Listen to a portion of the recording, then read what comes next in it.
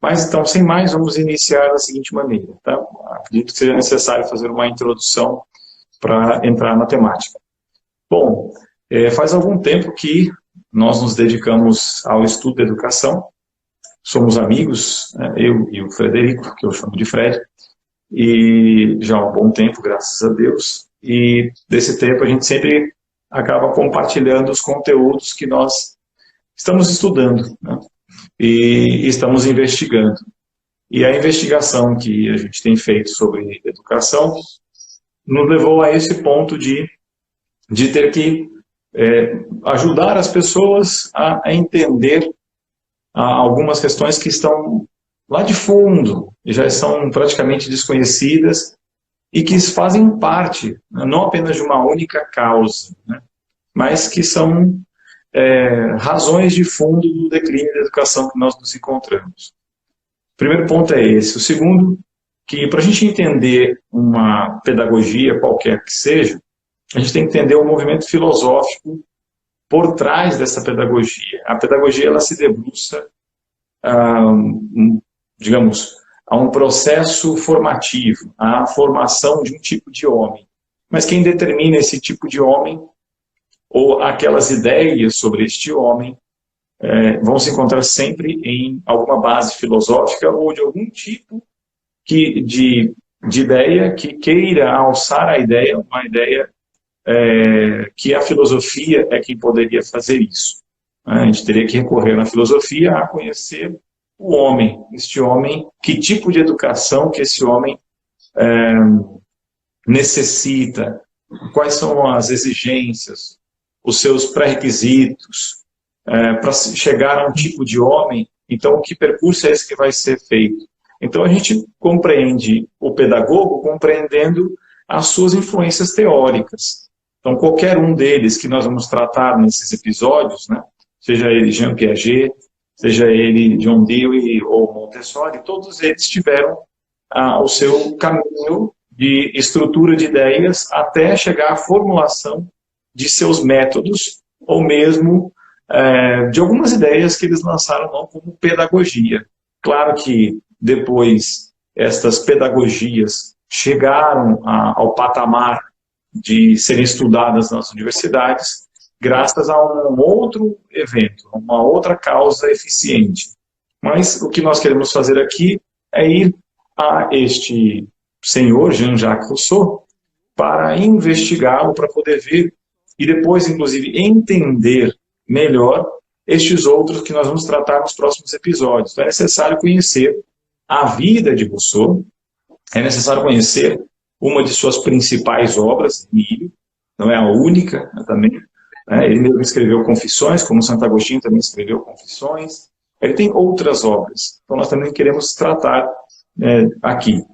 E, além, então, disso, depois, claro, apontar algumas falhas bem evidentes do raciocínio, da ideia de pessoa que Rousseau trata na sua obra Emílio, porque a partir dela se inaugura uma nova formação humana, uma formação que descarta um problema antropológico, algo que ocorre no homem, isso é descartado. Ele inaugura aquilo que se chama naturalismo, o naturalismo pedagógico, já muito antigo, lá do tempo de Santo Agostinho. Santo Agostinho já tinha refutado a Pelágio sobre esta ideia naturalista, já muito bem definida, mas Rousseau é, dos tempos modernos, o grande naturalista que vai dar as bases de raciocínio para os pedagogos modernos. Então, tendo feito essa introdução, eu começo pedindo ao Fred do que nós queremos fazer. Eu acho que é importante, antes de entrar, para ver diretamente a ideia de Rousseau, a gente entrar na vida dele. E entrar na vida dele porque os fatos da educação dos filhos dele tem um fato muito importante ali, uma influência também que ele mostra que foi nociva na vida dele também, de um livro que ele leu e que ele mesmo deixa registrado que ele fez mal, né? É interessante chamar a atenção disso.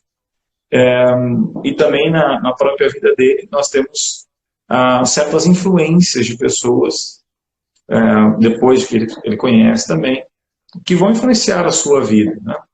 Isso não é para eximir de nada, isso é para as pessoas compreenderem, porque nós estamos colocando, hoje não se fala de Rousseau, né? Mas se a gente não conhece essas ideias, não conhece o homem, suas ideias, pessoas não vão conseguir percorrer o caminho dos próximos episódios também. Então, eu passo a palavra para você, gostaria que pudesse, né, nos falar um pouco também da vida de Jean-Jacques Rousseau. Tá bem, obrigado. Então, nós vamos seguir esse percurso, vamos falar hoje da vida e, se der tempo, falar algo também, já começar a tratar da obra dele. E é um esquema clássico e inevitável, né? Vida e obra. Porque, na verdade, a vida de qualquer filósofo, ela tem um impacto direto na sua obra teórica, porque, em primeiro lugar, ninguém consegue adquirir a sabedoria se não for virtuoso. Isso é da filosofia clássica, quer dizer, Pitágoras, já nos seus versos áureos, já dizia que o caminho da sabedoria é necessário para adquirir, aliás, o caminho das virtudes é necessário para adquirir a sabedoria. E no caso de alguém que se pretende ser um educador, né, nós precisamos investigar se essa pessoa foi realmente bem educada, né, se ela se autoeducou. Né, porque é muito fácil dar pitaco na vida dos outros, né, se você não tratou de fazer o seu próprio dever de casa, né? Não fez a reforma da sua alma e agora quer reformar a alma alheia, é complicado, né? E tem mais uma questão, é que no caso da vida do Rousseau, ele teve a pachorra de escrever 2 autobiografias. Então, quer dizer, só esse fato, inclusive os especialistas em Rousseau falam que a vida do Rousseau deve ser entendida à luz da sua obra escrita e vice-versa. Então, ele queria que a sua obra escrita também fosse interpretada à luz da sua vida, né? Então, como você falou, uma das autobiografias que ele escreveu se chama Confissões, o que já nos dá uma pista do projeto intelectual que Rousseau tinha, que é inverter Santo Agostinho.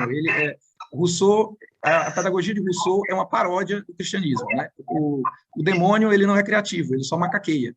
Então, a gente vai ver que todos os princípios da educação cristã são colocados de cabeça para baixo na obra do Rousseau. Mas, seguindo, então, aqui com algumas notícias biográficas a respeito desse sujeito, que nasce em Genebra, em 1712, e vem morrer em 1778. Então, ele está bem aí, ocupa a grande parte do século XVIII, né? E, como todo mundo sabe, é um filósofo dito iluminista, e as suas ideias foram importantes para a Revolução Francesa e todo o projeto da modernidade, né? Na área da educação, então, é um dos filósofos mais influentes. A gente vê que os pedagogos que surgem ao longo do século XIX e mesmo do século XX se dizem influenciados por Rousseau, né? Então, Rousseau nasce em 1712, na Suíça francesa. Ele pertence a um ambiente calvinista. Podemos lembrar aqui, né, de história, que Genebra é a República de Calvino, né?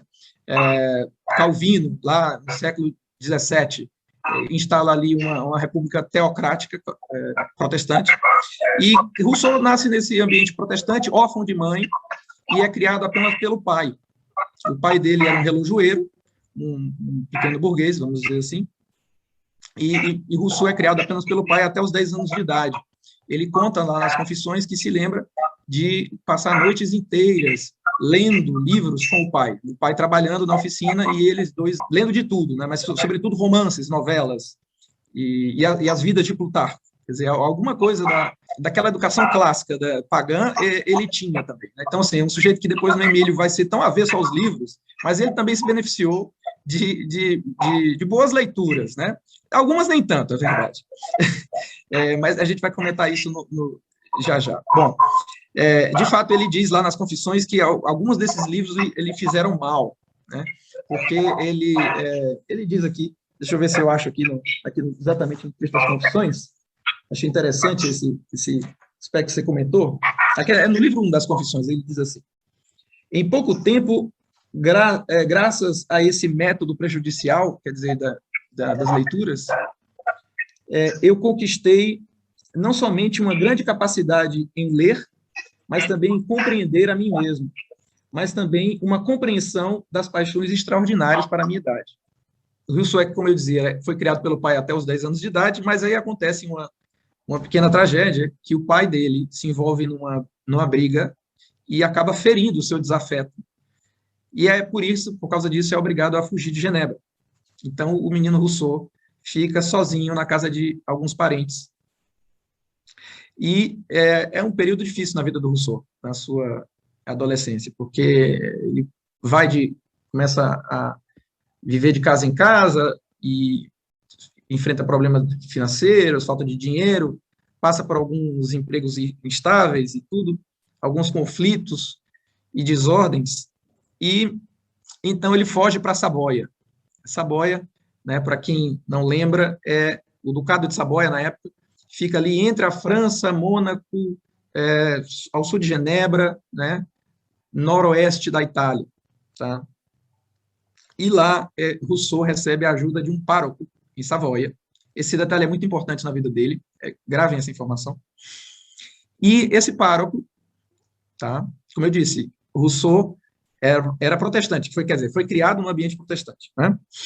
E esse padre que lhe dá amparo em Savoia, ele ali um jovem abandonado, por assim dizer, o encaminha a uma jovem viúva, a famosa Madame de Warrens, que dá todo um apoio para Rousseau, um apoio financeiro e intelectual, inclusive. Ela o encaminha para o Instituto dos Catecúmenos de Turim, e Rousseau se faz batizar católico. Tá? Mas foi um batismo católico sem convicção, tanto que depois ele vai abjurar da fé católica. A gente vai ver esses detalhes. Como também abjurará até mesmo da fé calvinista. Mas então, lá em Savoia, ele conhece essa viúva que lhe dá abrigo, que lhe dá amparo, e ele passa ali a viver às custas dela. Ela lhe dá dinheiro e tudo, e é um período muito tranquilo na vida dele. Felizmente, ele teve alguma paz ali no fim da sua juventude. E ele conta que, inclusive, foi um período de muita leitura. Tá? Leituras sem muita ordem sistemática, quer dizer, ele lia um pouco de tudo, sem muito método, mas de tudo, de todos os autores modernos. Ele, quer dizer, lê Hobbes, lê Locke, né, lê os censistas franceses, que são aqueles filósofos médicos que tendem a reduzir toda a compreensão da alma humana a uma noção fisiológica, né, da alma e tal. E esses são os autores que o Rousseau lê, tanto erraticamente. Ele não conhece os medievais, não conhece a filosofia clássica. A gente fica sabendo disso porque quando ele se refere a esses autores, ele não chega a citar nenhuma frase de um livro sequer desses pensadores medievais ou antigos. Né? Então, ele apenas se refere a eles com jargões, com clichês, com difamação e tudo. Então, ele não teve, assim, uma formação completa, né? Bom, em 1740, estamos aqui, Rousseau tem 28 anos de idade, tá? E ele vai para Paris, justamente às custas dessa tal Madame de Warrens, que o está sustentando. E lá em Paris acontece um primeiro fato aqui importante, digno de nota, para a questão da sua carreira como pedagogo. Deixa eu pegar aqui muito interessante, vejam, essa obra é o Dicionário de Rousseau, tá? É uma obra elogiosa que é Rousseau e tal. Foi publicado pela Joyce A. Então, veja só, no verbete educação do dicionário, encontramos a seguinte informação. Em 1740, através dos préstimos da senhora de Warrens, que eu citei, foi oferecido a Rousseau o cargo de preceptor dos 2 filhos de Jean Bonnet de Mably, um nobre chefe de polícia em Lyon. Segundo todos os depoimentos, Rousseau não era muito bem-sucedido como preceptor. Faltava-lhe a necessária paciência e a capacidade para conquistar a confiança dos seus pupilos. Ver Confissões, livro 6º. Então, essa foi a primeira experiência de Rousseau como educador, que não deu muito certo. Então, ele, em comum acordo com o seu patrão, ele se demitiu do emprego um ano depois, né? E voltou a morar com a senhora de Warrens antes de seguir para Paris em 1742. Bem, nessa hora, nesse momento que ele está em Paris, é que ele conhece, então, os enciclopedistas, que eram os outros filósofos iluministas, Diderot, d'Alembert, todo esse povo, e ele vive ali de transcrever partituras. O Rousseau era músico, e era assim que ele ganhava algum dinheiro na vida, algum trocado, né? Quando ele não estava sendo sustentado por alguma viúva, né? Há, inclusive, alguém que diga que Rousseau, em vários momentos da sua vida, ele foi, desculpa o termo, gigolô, tá? Ele viveu às custas de senhoras. E quem diz isso não sou eu, tá? É o grande historiador Jules Michelet, que escreve a Histoire de France, e ele diz que Rousseau, o temperamento de Rousseau e a sua obra nasceu do seu convívio com as mulheres. Ele teve uma vida muito errática, né? Depois nós vamos, já vamos contar o detalhe do relacionamento dele com a mulher com quem ele teve filhos. E você veja, né, o pensamento de um autor nascer da sua convivência com várias mulheres, assim, não é algo assim, muito auspicioso, né? Tá? Mas é o que temos para hoje, né? Na vida de Rousseau. Então, nessa época também ele escreve alguns melodramas e comédias. Esse é um fato importante também, porque Rousseau ele é mais literato, mais escritor do que filósofo, tá? E ele vai trabalhar 1 ano com o embaixador da França em Veneza, certo? E ele conta isso nas suas autobiografias, as suas autobiografias são as maiores fontes de informações sobre a sua vida. E ele é demitido por insolência desse emprego, tá? Ele tinha uma dificuldade de convivência muito grande, tá? Isso ele mesmo conta, e os seus convivas, também os contemporâneos de Rousseau, dizem que ele era um sujeito retraído, recalcado, complexado. Então, é por causa disso que ele elaborou toda aquela teoria de que a sociedade é malvada. Tá? É porque ele tinha dificuldade de se encaixar na sociedade. Então, ele tinha origem pobre, ele não tinha título de nobreza, né? Tinha algum talento intelectual e tal, então ele se sentia meio deslocado, um pouco complexado, e por aí ele teoriza que a sociedade, as instituições humanas são perversas, né? Enquanto o homem, esse não tem pecado original para ir, né? A gente vai entrar nesse ponto. Mas eu não entendo como é que, sendo os homens todos bons, quando se juntam, ficam maus, né? Esse é um problema de lógica, mas, bem. Nesse momento da vida dele em Veneza, é que ele conhece e se apaixona pela costureira Teresa Lavasseur, com quem ele tem 5 filhos, certo? Mas Rousseau, ele admite isso, que ele não criou nenhum dos 5 filhos que ele teve. Ele colocou todos no orfanato, tá? É o orfanato dos Trovatelli, em Veneza. E aí, você procura assim, uma justificativa para isso, que o sujeito escreveu o Tratado de Pedagogia que influenciou o Ocidente, a partir do século XIX, e teve 5 filhos, e colocou os 5 no orfanato e não criou nenhum. Né? Qual é a justificativa que esse homem tem para me apresentar? Então, a gente vai pesquisar aqui nas confissões, e ele simplesmente diz laconicamente, c'était l'usage du pays, era o costume local. Quer dizer, quando é para se eximir de uma responsabilidade grave de pai, ele, então, se escora nas instituições humanas. Né? Quer dizer, é de uma cara de pau enorme. Quer dizer, esse homem é que elaborou o grande tratado de pedagogia que vai influenciar os pedagogos a partir do século XIX. Bom, Fred, um comentário disso daqui, só para refutar essa colocação que ele deixou registrado na sua vida. Você vê que ele deu as bases da Revolução Francesa, mas ele nem chegou a assisti-la. Ele morreu dentro do século XVIII e morreu no início do século XVIII, em 1719, São João Batista de La Salle. E La Salle, em 1688, ele fez a primeira escola em Paris. O detalhe só histórico para as pessoas entenderem, Paris, em 1688, quando La Salle faz a primeira escola, né, se tinha o quê? Se tinha a escola, como se diz, hoje seria uma escola de Estado, estatal, onde estudavam principalmente os pobres que tinham que comprovar a pobreza. Você tinha a agremiação de professores que davam aulas particulares. Você não tinha escolas. Só que a partir de São João Batista de La Salle, que atende a todos naquele período, o número de escolas vai crescer enormemente. Para ter uma noção, as paróquias não eram de grande número. Nós tínhamos mais ou menos ali, no início do século XVIII, 500 mil habitantes em Paris. E o número de paróquias, né? Eu não me recordo agora o número, mas as paróquias, elas tinham escolas, né? As escolas eram mantidas pelas paróquias, então o número era grande. La Salle fez uma obra muito grande em toda a França, e existia sim uma obra que La Salle fez, que era algo semelhante a um internato, das 6 obras que ele fez, para atender as crianças que estavam fugindo, inclusive, da ditadura anglicana, por uma série de coisas que estavam acontecendo na Inglaterra, foram para a França acolhidas, mas essa história de orfanato que vai entrar no século XVIII, ela existia, mas não é que era costume. Isso está registrado não só na obra de La Salle, mas na obra do que tinha de educação na França. O número de escolas era muito grande, a França tinha dado um avanço enorme, não era de período integral as escolas, então dizer que era costume é dizer assim, costume das pessoas que não queriam ficar com seus filhos. Tá? Esse é o costume que não queria.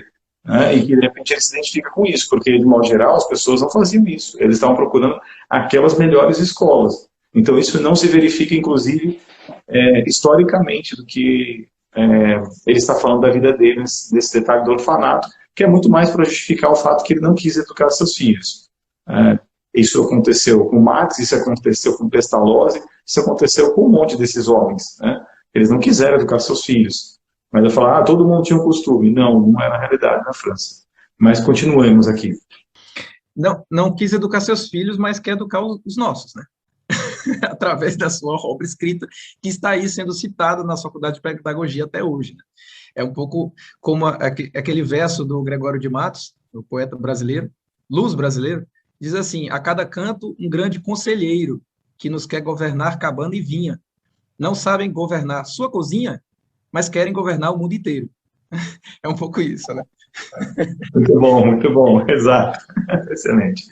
Você vê, quer dizer, na Faculdade de Pedagogia, né, estava até conversando com a minha sogra, que fez pedagogia, ela diz, o Rousseau é muito citado na faculdade e tal, e a gente pesquisando e tudo, falando de outros autores que a gente vai descobrindo, católicos, né, esse aqui não, esse nunca ouvi falar. Por exemplo, Giuseppe Lombardo Radice, que é um pedagogo italiano, católico, né, idealista, mas de alguma matriz católica. Você vê a vida dele, ele conta que ele se tornou educador porque ele se tornou pai adotivo de 5 filhos, 5 sobrinhos. Ele acompanhou a morte dramática da tia dele, e a tia dele confiou essas 5 crianças, que ele se tornou pai ali com 18 anos, dessas crianças, dos sobrinhos, dos primos dele, no caso. E as irmãs dele estavam frequentando o curso normal na época, na Itália, que se chamava Instituto Magistrale, e começaram a chegar com os livros, e ele procurava os livros e conversava com o pai e com a mãe dele para ver de que modo ele podia educar melhor aqueles 5 filhos adotivos. Né? E ele diz, quando eu lia os livros e conversava com os meus pais, é que eu me dei conta de que a educação é um problema. É um problema que exige a gente pensar. Quer dizer, a obra de um homem desse é parte da realidade. Parte justamente e da caridade, né, da necessidade de ajudar o outro. Quer dizer, Rousseau não, ele coloca os 5 filhos no orfanato, né, inclusive tendo outros empregos de predecessor que também não dão certo, mas ele se sente no direito de pontificar sobre a educação em geral. Né? Bom, então só para seguir aqui com a cronologia da vida dele, em 1749, Rousseau, que havia saído de Paris, volta então a Paris, e é aí que ele concorre ao primeiro concurso, né, literário que o torna famoso, que é o concurso da Academia de Dijon, em que a Academia lança o seguinte concurso de monografia, né, responder a seguinte questão: se as ciências e as artes cooperam para a purificação dos costumes. E aí ele, curiosamente, ganha com a tese não. As ciências e as artes não purificam os costumes. O que é curioso para um iluminista. Né? Mas também diz muito a respeito da própria idiosincrasia do Rousseau nesse ambiente dos enciclopedistas, porque ele não é um iluminista assim, totalmente igual aos outros. Ele tem um toque aí que assim, ele apela muito, não à razão, mas ao sentimento. Ele é um sentimentalista. A gente vai ver na obra dele que a moral para ele é um sentimento. Né? Então ele é um sujeito que faz todo um elogio do coração e uma desconfiança da razão. Né? É daí que vai surgir também todo o romantismo na literatura, nas artes e tudo, no século XIX, muito pegando essa veia de Rousseau. Né? Bem, então, ele vence esse concurso literário e fica famoso. Em 1753, 4 anos depois, a mesma Academia de Dijon lança um segundo concurso, em que o Rousseau escreve o seu famoso discurso sobre as origens e os fundamentos das desigualdades entre os homens, né? Esse livro aqui é um livro curto, onde estão aqui os princípios do pensamento de Rousseau, e aqui que ele coloca a sua tese de que o homem nasce bom e a sociedade é que o corrompe. Então é aqui que ele, de maneira explícita, nega o pecado original. E então a gente vai ver todas as consequências disso na pedagogia a partir do século XIX, né? A gente vai ver quase essa infantolatria, essa idealização da criança, né? A gente, assim, não pode nem calcular a influência desse pensamento de Rousseau nos nossos dias, porque dappertutto, como dizem os italianos, né? Está em toda parte. Por exemplo, eu estava aqui, minha esposa colocou aí no Instagram um vídeo da minha filha declamando um poema da Cecília Meirelles, né? Ela havia memorizado o poema e estava declamando ali tudo direitinho e tal. E aí uma pessoa conhecida da família disse: que tortura fazer isso com uma criança, né? Ensinar um poema decorado e tal, né?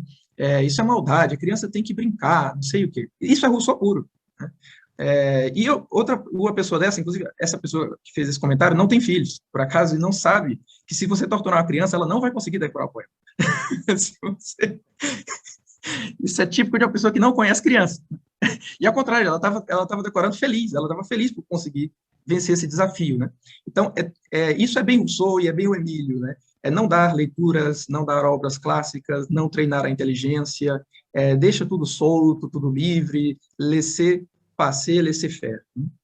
Bom, isso é o detalhe que a pessoa fez esse comentário a respeito da tua filha e da tua casa, mas provavelmente, eu não o conheço, mas provavelmente ele nunca deve ter estado na sua casa e conhecido você e tua esposa, porque eu já o conheço já faz um tempo, e eu lembro o dia que estive com você, quando você morava ainda no Brasil, e me lembro o ambiente alegre dos seus filhos, ali pequeninos ainda, ouvindo você tocar, você declamando, você compondo poesia, enfim, eles convivem com você que pensa assim, vive assim alegremente, então claramente vai marcar a educação deles. Então olha a tortura, na verdade você não está ensinando uma coisa para o seu filho que você não está fazendo, você estava transmitindo para ele algo que eu já conheço há algum tempo, que é seu, e se ela está expressando isso, é a alegria de ver os pais que assim o são. Então essa pessoa é como as pessoas às vezes no Instagram, elas deduzem coisas sem conhecer as próprias pessoas, né?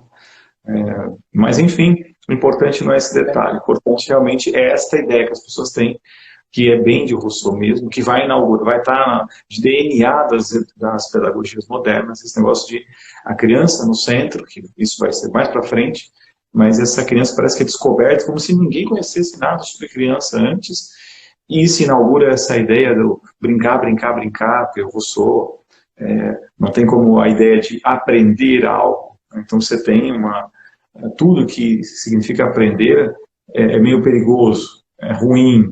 Então, essa ideia aqui desse rapaz, dessa pessoa que fez esse comentário no teu Instagram, isso está na vida de Rousseau. É isso, é ele realmente colocando isso para frente. E claro, pelo financiamento das suas ideias, a coisa chegou aos nossos tempos. Sim, e assim, é uma pessoa que talvez nunca tenha lido Rousseau, mas o pensamento russoniano, ele fica no ar na sociedade, ele está impregnado na cultura. Então, é aquela coisa que você já não sabe nem de onde é que veio essa ideia, mas está em Rousseau, né? E justamente é Rousseau, como você bem pontuou, professor, que inaugura essa ideia de que nós não podemos olhar a criança do ponto de vista do adulto, né? O inventor da pedagogia alunocêntrica foi o Rousseau, né? Agora, a gente vai ver que existe uma malandragem aí, né? Quando a gente estiver tratando do Emílio, eu vou em cima exatamente o que ele escreve no Emílio, você vê que ele não pensa bem assim. E esses revolucionários, eles só pensam assim quando convém, né? Porque se fosse assim, você proteger o mundo da criança e tudo, por que eles estão querendo introduzir a educação sexual nas escolas? Então, não é sincero isso. Então, se é para respeitar a idade da criança, vamos respeitar, né? Só podemos falar de sexualidade mais tarde, os pais vão falar, né? Mas existe uma malandragem aí na tal história da educação negativa. Depois a gente pode aprofundar, mas a educação negativa não é tão negativa assim. o predecessor tem o controle. Então, é assim, é como o Instagram, que é muito livre, né? Mas se você for falar determinadas coisas, aí, desculpa, em nome da democracia, temos que cortar a sua voz. Né? Então, essa linguagem, é a linguagem do demônio, que é a linguagem da serpente bífida, né? Eles jogam com esses paradoxos. Inclusive, quando você vai cobrar a coerência do Rousseau, assim, ele não é um sujeito para nada coerente, né? Ele tem sempre essa coisa escorregadia, assim, né? Ele desliza rapidamente para o outro lado. Aí ele se safa aqui, ó, no Emílio, aqui no primeiro livro, ele diz assim: meus leitores, perdoai os meus paradoxos. É necessário fazê-los de vez em quando se reflete. E eu prefiro ser um homem de paradoxos do que um homem de preconceitos. Quer dizer, quando você está entrando em contradição. Aí diz, não, mas eu sou... Entendeu? Eu prefiro ser essa metamorfose ambulante do que ter aquela velha opinião formada sobre tudo. Mas você não é um filósofo, cara? Você não tem que medir coerência? Não, veja, a gente tem que aderir aos paradoxos. Muito bom, muito bom. Continuando, então, nos fale daquele momento do segundo concurso que Rousseau, lá em 1753, lá. Então, o segundo concurso é quando ele escreve a tese da origem e os fundamentos da desigualdade entre os homens. Tá? É um texto que, inclusive, é muito apreciado por Karl Marx, por exemplo. E aqui está o princípio da filosofia do Rousseau, de que não existe pecado original. O homem nasce bom e a sociedade o corrompe. Que a gente sabe de onde veio essa ideia. Essa ideia vem do fato de que ele é um anti-agostinho.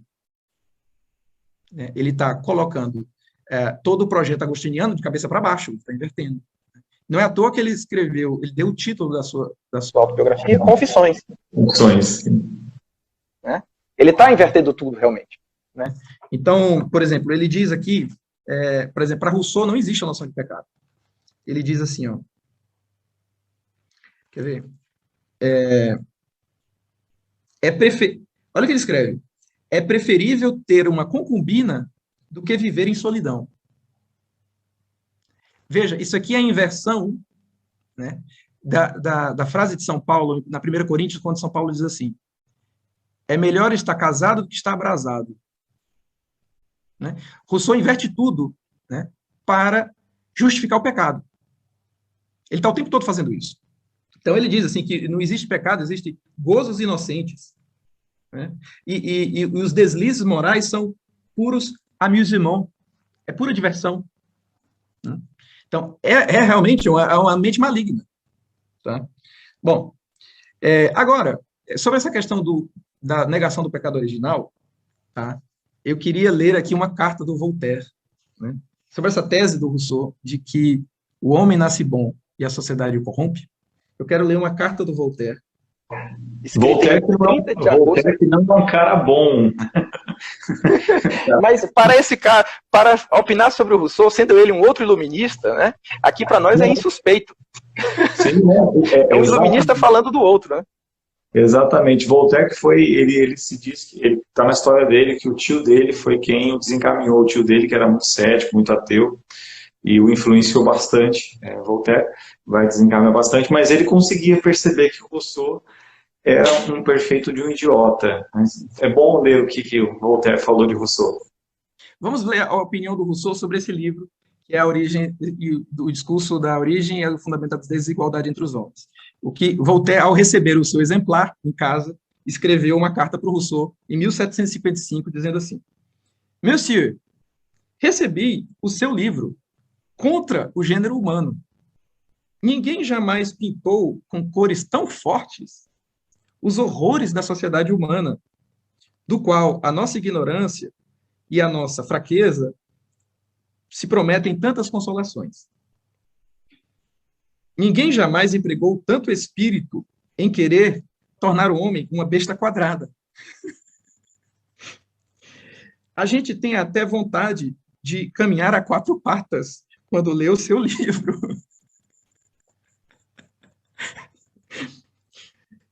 Apesar disso, como já faz mais de 60 anos que eu perdi esse hábito, eu sinto, infelizmente, que me é impossível voltar a retomá-lo. E deixo esta ilusão da bondade natural àqueles que sejam mais dignos do que eu e você. Esse é o Voltaire comentando a tese de Rousseau. Quer dizer, o sujeito que não teve crédito nem entre os iluministas. Né? Então, ele inclusive, rompe com os enciclopedistas de uma certa altura, né? Pelas razões pessoais dele, por essa a dificuldade, inclusive, dele de se relacionar com as pessoas. Né? Mas, seja como for, uma coisa interessante aqui é que esse movimento iluminista, ele tem esses autores que idolatram a razão e tem o Rousseau que idolatra o sentimento. São dois ídolos aqui. Certo? E, você veja, não é à toa que o símbolo da Revolução Francesa é a guilhotina. Porque a guilhotina é a separação da cabeça do corpo.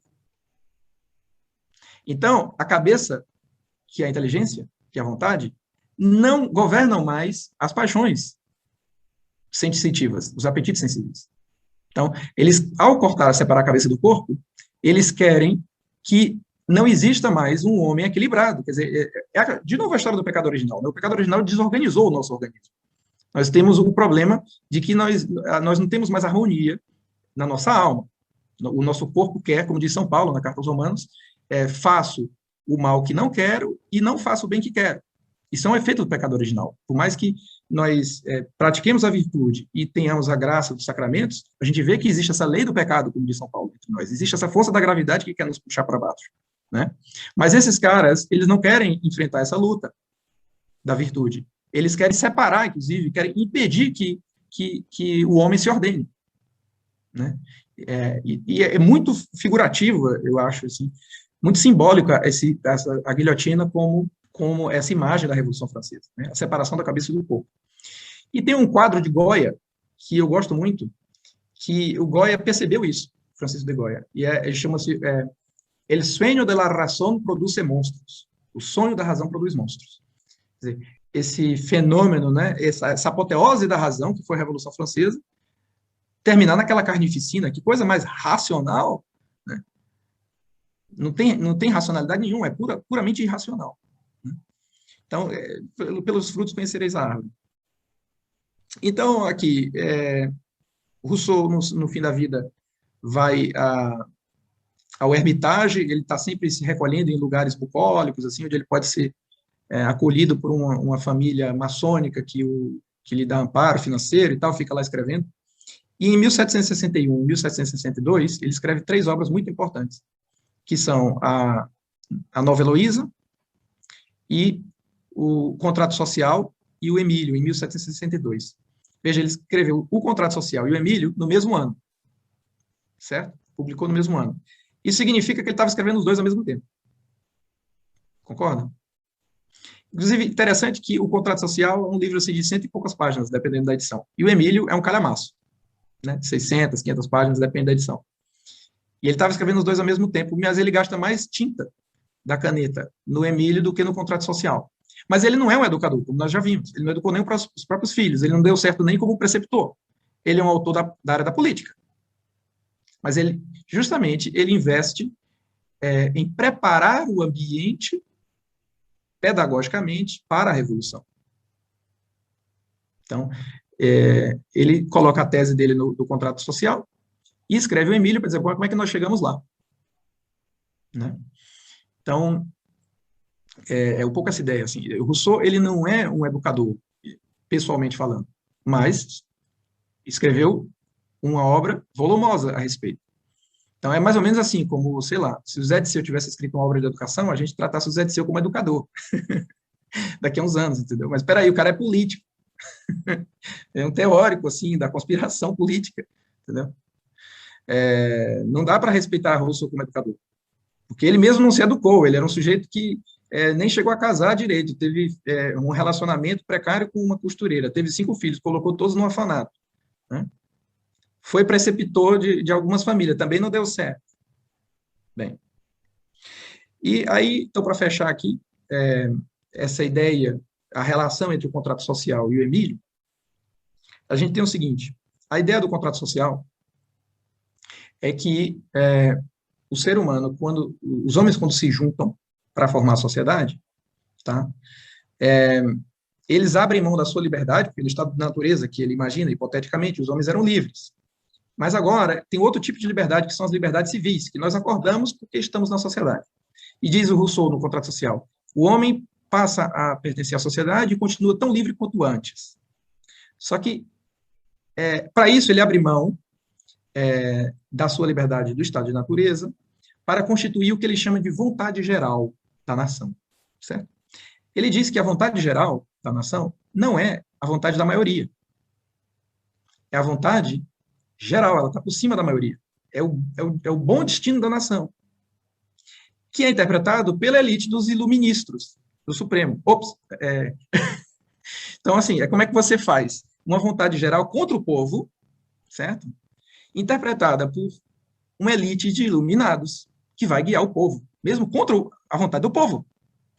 Então, isso que a gente está vendo hoje, né, no Supremo, o ministro Alexandre de Moraes, Barroso, fazem o que querem, não há limites. Eles estão falando em nome da vontade geral. Mesmo que a maioria da população, se 198 milhões de pessoas forem para a rua, eles continuam sendo os iluministros, os iluminados, intérpretes da vontade geral. Eles sabem o que é o bem do povo.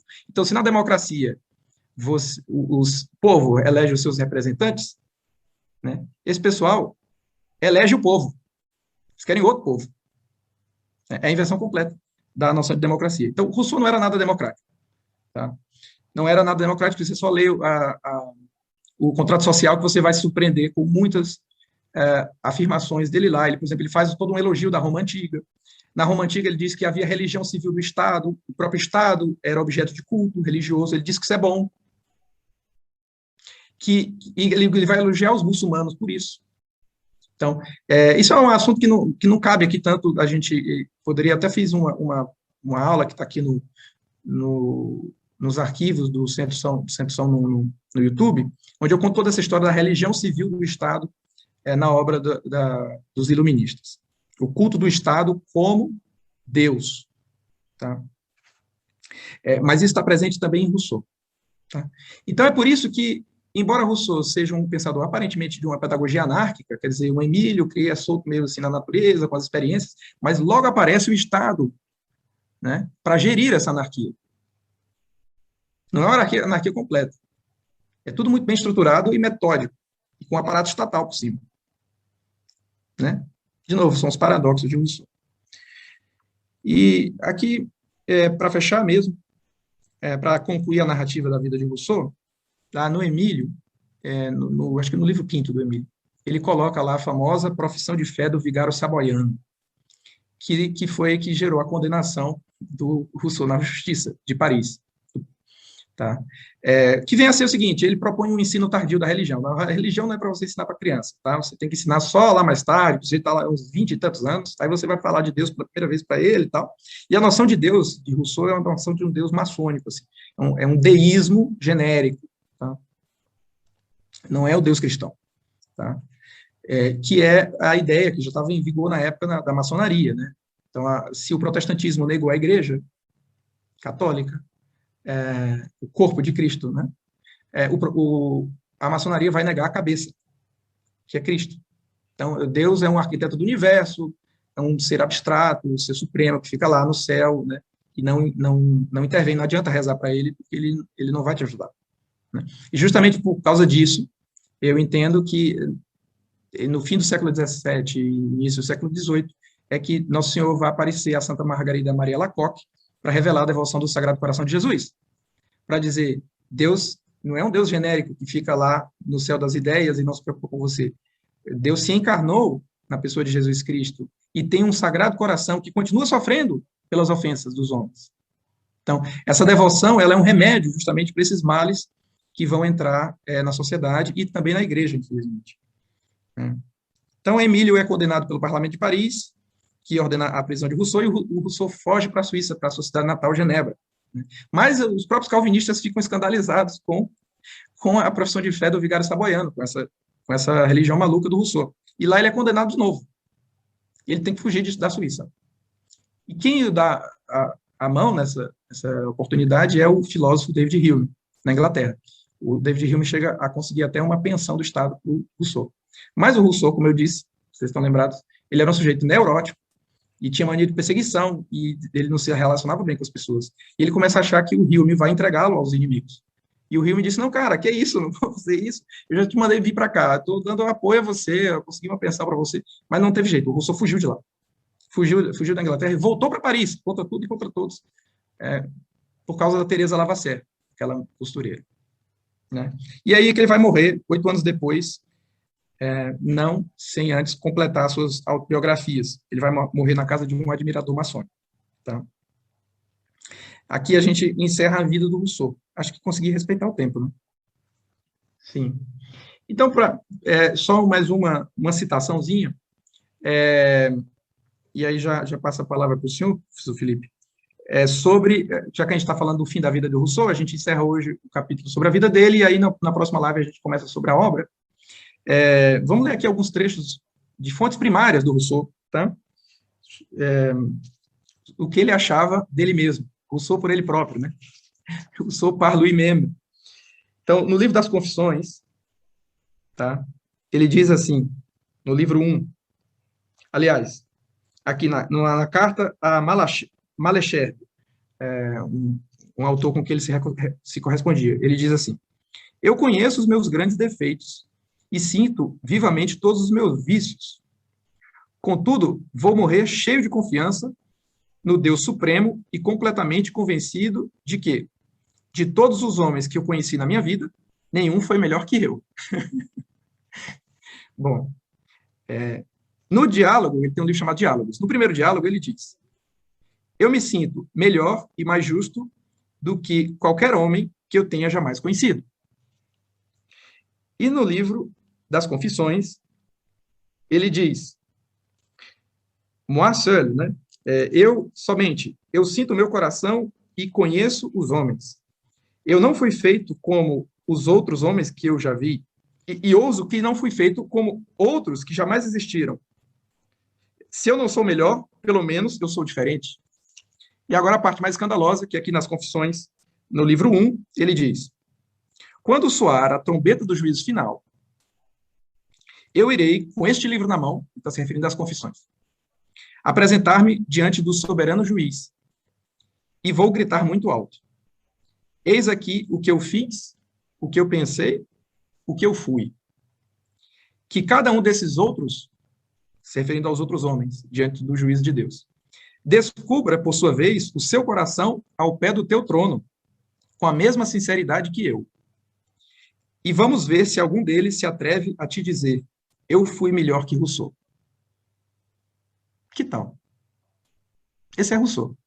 Então, para mim, o catecismo diz o seguinte, você está presumindo da salvação, isso aqui é pecado do Espírito Santo. Estou errado, professor Felipe? Não, é impressionante porque me fez lembrar nesse relato, essa parte final que ele está falando ali da biografia, eu não conhecia, não cheguei a ver como foi o final da vida de Rousseau, mas é interessante que me fez lembrar, estava dando aula esses dias de um texto de Hugo de São Vítor chamado A Substância do Amor, que pode ser encontrado no site cristianismo.org.br, A Substância do Amor.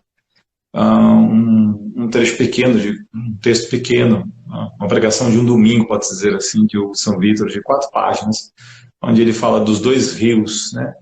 O rio, para falar do amor, ele vai falar que há um amor de cobiça, né? E há um amor de caridade, e o coração está no meio, né? E ele vai falar que mesmo sendo mal, há um tipo de amor, né? Mesmo o mal é amado, né? E esse bem que é mal amado, né? Um bem que é mal amado, e um mal que é amado, mas a pessoa às vezes, alguns não notam no início, mas podem se desviando do seu coração, como que endurecendo também. E ele vai falar sobre o ordenar este amor, né? Ele vai ajudar a pessoa a corrigir, purificar a ideia disso daqui. Então é interessante ver o relato de Rousseau, de como ele se vê perante Deus, mas ao mesmo tempo, toda a sua trajetória de sua vida, né, em relação às mulheres, em relação àquela com quem ele teve filhos, né, evidentemente, não precisaria fazer uma análise moral, no sentido mais estrito, né, de que ele notava que aquilo havia uma desordem naquilo ali. Isso porque ele é completamente contra a ordem, né? Ele não é favorável à ideia de ordem, né? Isso se refere a uma coisa, algo de uma ética verdadeira, né? E ele, como ele não conseguiu estudar nada de mais sério de filosofia, um Aristóteles, coisa assim, ele é a vontade imperante, uma vontade, na verdade, que não foi ordenada, né? Ele é o voluntarioso da época. Ele é um garotinho, porque é a época dele. Vamos lembrar que século XVIII, o que é que está acontecendo ali entre o século XVII e XVIII? Aparece o jansenismo, né? Que é um tipo de refutação, é o quarto tipo de refutação à teologia da graça, que Rousseau está refutando na sua obra Emílio, né? Ele é um naturalista, então não precisa de graça, porque não há pecado, então claro, assim, então o que ele tem com as mulheres e toda a sua vida não é pecado, né? Então é claro que alguém poderia dizer, não, mas ele não está sendo sincero. Não, não está sendo sincero, é que ele aprendeu a negar e sabotar a sua própria consciência, é isso que está na obra dele, é a refutação disso daqui, você tem que assassinar a consciência humana, e tudo que compreende a educação. Porque quando você vai falar que mais tarde pode conhecer a Deus, é claro que é o modo perfeito de você sabotar um ser humano. Porque lá no início da infância, com tudo aquilo que os filósofos vão falar de aprender o certo e errado, Rousseau já mata isso aí na fonte. Ele vai colocar, não, lá na frente, e aí você vai ter um Deus assim bem abstrato e tal, né? E esse Deus supremo, uma linguagem bastante maçônica também, né? Que está em tudo, que está em todos, mas que você não tem um relacionamento. Então, o Rousseau, ele termina a vida dele da forma como você colocou, da forma como ele viveu, né? Realmente refutando ideias, porque ele também não as compreendia profundamente, ele não procurou saber disso aqui. Ele é um erro incrível e, claro, como ele era um voluntarioso, serviu muito à Revolução. As bases do que vai ser educação laica, né, no período da Revolução Francesa, aqueles 5 anos mais duros da Revolução Francesa, que depois dele vai nascer uma escola, inclusive, uma obra da Revolução Francesa, que é uma escola ideal, né, do raciocínio da Revolução Francesa, e vinha com aqueles ideais também, como que um DNA, esse DNA que está nos nossos dias de hoje. Então, por isso que mesmo que a gente deixe para a semana que vem, eu acho que valeria a pena a gente adentrar ainda aqui para dar um gostinho da obra principal de Rousseau, que é Emílio, né? Que eu também me dediquei a estudar essa obra, porque como a gente acaba conhecendo o raciocínio de Santo Agostinho, e ler Emílio, que não é uma obra, sinceramente, assim, ela não é uma obra pedagógica, não é uma obra filosófica, ela não tem nada disso, ela não tem esse caráter, né? E é super uma ficção. Exatamente. É uma ficção que, como muitas outras, serviram de base para períodos bastante revolucionários. Então, a gente tem aqui ainda... Bom, temos aí uns 15 minutinhos. Valeria a pena, acho que a gente... Poderíamos ler o primeiro parágrafo do Emílio, que tem uma coisa interessante. Já no primeiro parágrafo. Vamos lá. Olha só. Ele diz assim, ó. Tudo é bom saindo das mãos do autor das coisas, mas tudo degenera nas mãos dos homens. Então, de novo, aqui ele está começando por negar o pecado original, né? Porque ele diz assim, que o homem obriga uma terra a nutrir as produções de outra, uma árvore a dar frutos de outra, mistura e confunde os climas, as estações, mutila seu cavalo, o seu escravo, transtorna tudo, desfigura tudo, ama a disformidade, os monstros, não quer nada como fez a natureza. Quer dizer, essa noção aqui é da natureza. Essa noção de autor das coisas não é Deus, o Deus cristão, né? Ele não está falando aqui da noção da Santíssima Trindade, que Deus criou tudo e aí veio o pecado e tudo corrompeu. Ele não está falando disso. Ele está falando de uma noção de natureza deificada. A natureza é um ídolo. Tá? Então, assim, o que ele está dizendo aqui é que, digamos assim, O Rousseau, essa ideia aqui está bem presente hoje, inclusive na igreja, infelizmente, uma noção ecologista, né, que sacraliza a natureza. Né? Então, o homem é um ser que na natureza no sentido físico mesmo, ele só provoca males à natureza. Tá? Então, veja, as consequências disso são muito até imprevisíveis. Tem esse livro aqui, que foi editado pela editora Eclésia e Catequeses, né?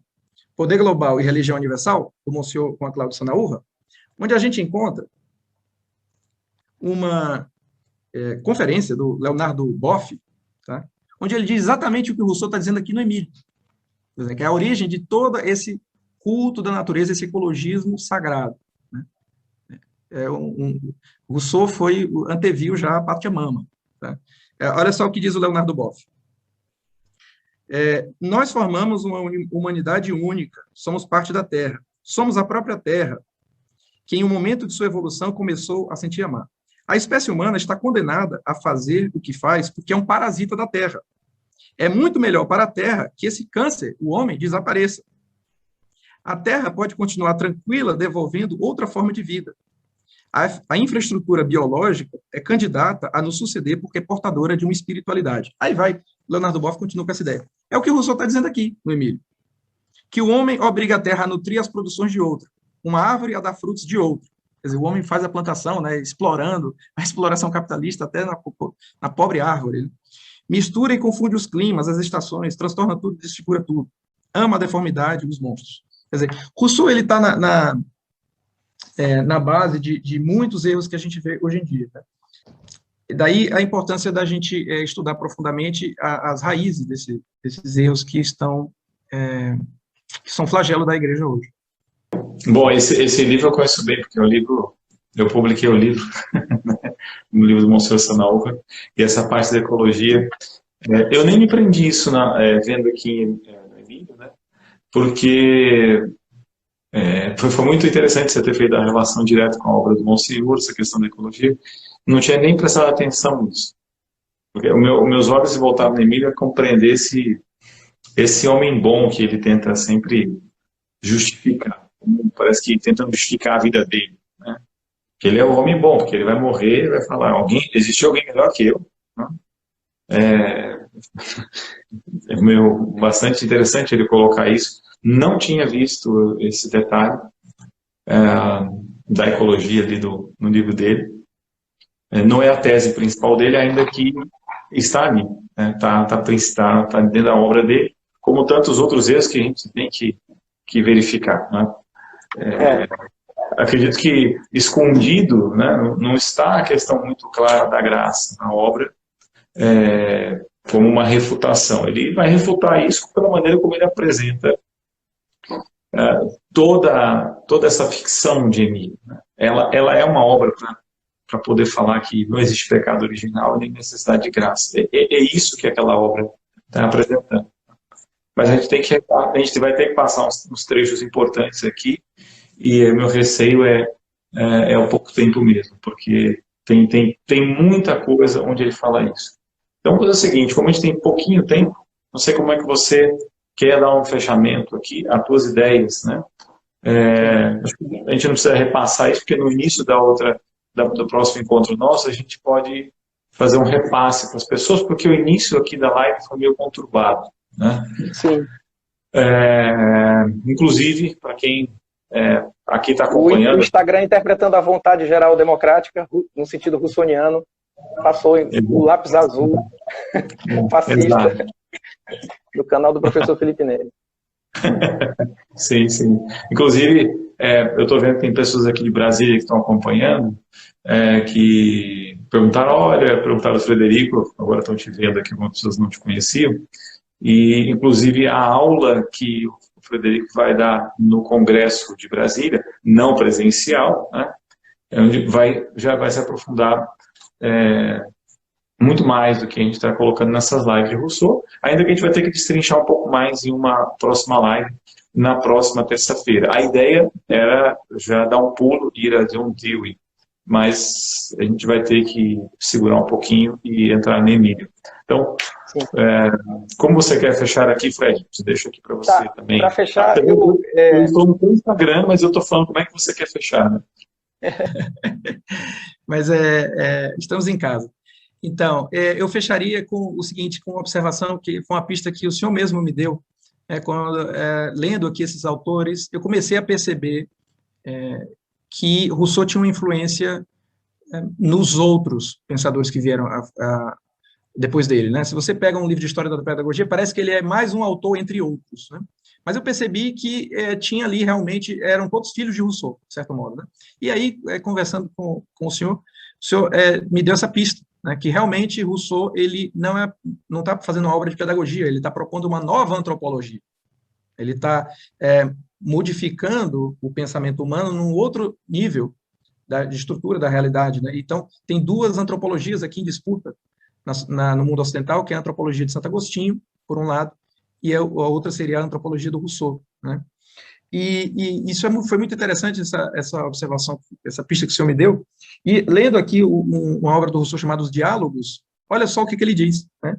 Ele diz assim: o Emílio, em particular, este livro tão lido e tão pouco compreendido e, portanto, desprezado, diz o Rousseau, não é senão um tratado sobre a bondade originária do homem.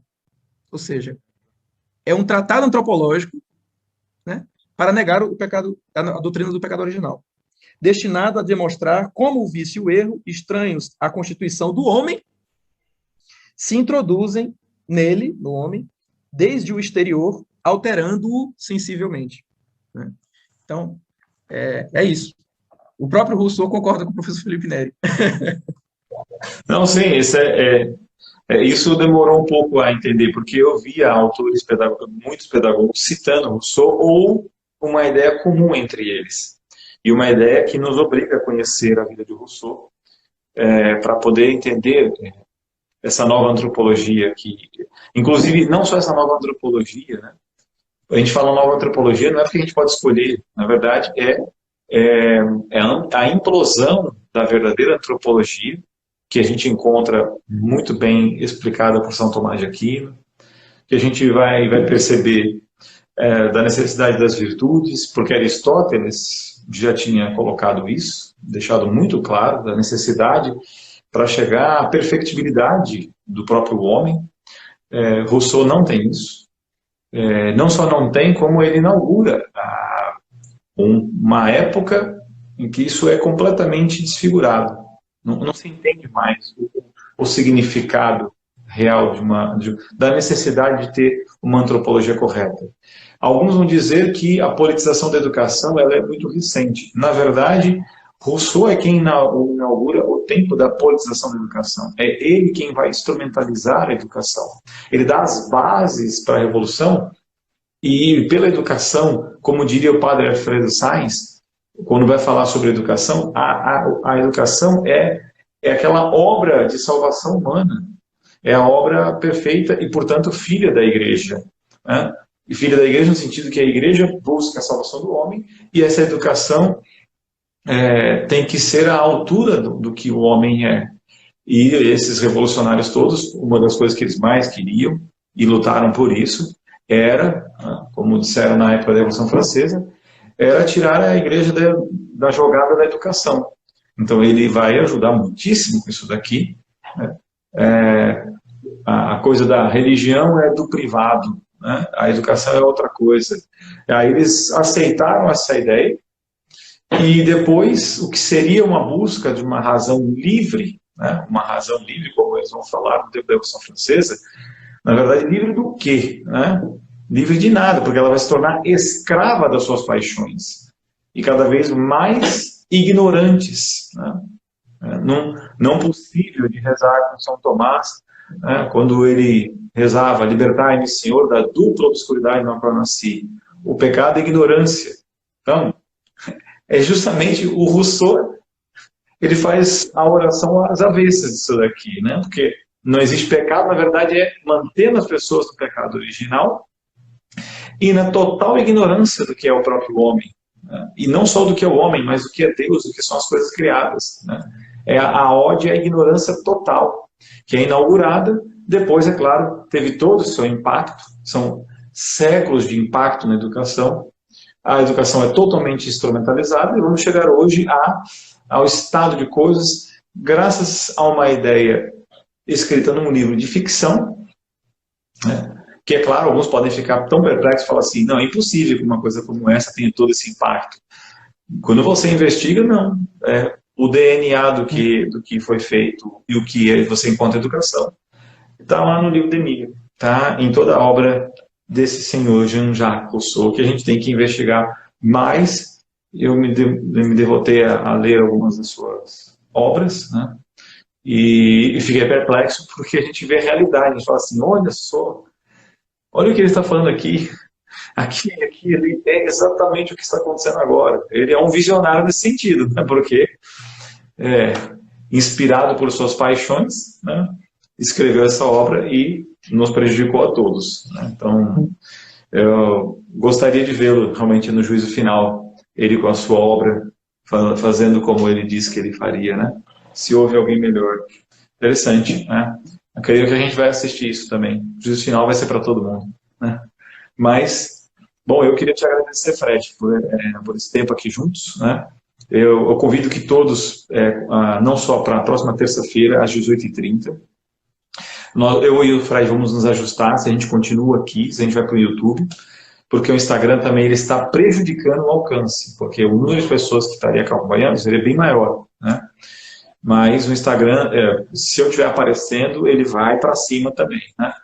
Então, de repente, no YouTube, apesar de a gente não ter tanta liberdade assim, ali as pessoas vendo com antecedência vão acompanhar, e nós vamos passar depois os outros figurões também da educação. Não serão os únicos, senhores, tá, que estão acompanhando aqui. A ideia depois continuar, né? O Fred querendo vai estar conosco também, mas também quero aqui depois apresentar Vygotsky, Vallon, Pierre Bourdieu e tantos outros da educação que são posteriores a Rousseau, que foram aprofundando toda a educação revolucionária.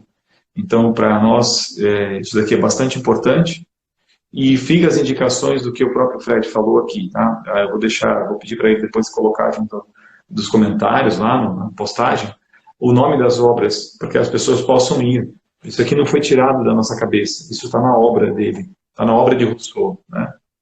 Sobre o iluminismo também no período, jansenismo, tudo isso que algumas pessoas possam querer também, eu mesmo vou colocar nos comentários, tem várias obras muito importantes para compreender o contexto social de época. Isso ajuda muito também a gente entender um pouco de Rousseau. Bom, eu agradeço, Fred, deixo as últimas palavras tuas para a gente encerrar. Eu que agradeço, professor Felipe, o convite, e é uma alegria sempre estar com o senhor e com todo o seu público aí. Então a gente se encontra na próxima terça-feira, não é isso? Para dar continuidade ao Rousseau, agora tratando mais detidamente sobre o Emílio. Perfeito. Muito bom. Então Fred, um grande abraço, foi bom te ver, e um abraço aqui para todos. Ajudem a compartilhar aquela live. O Fred vai deixar salvo, e aí depois vocês repassem mais para as pessoas também. Tá bom? Um abraço, gente. Grande abraço. Fred. Até logo, professor. Tchau, tchau. Até mais. Tchau, tchau.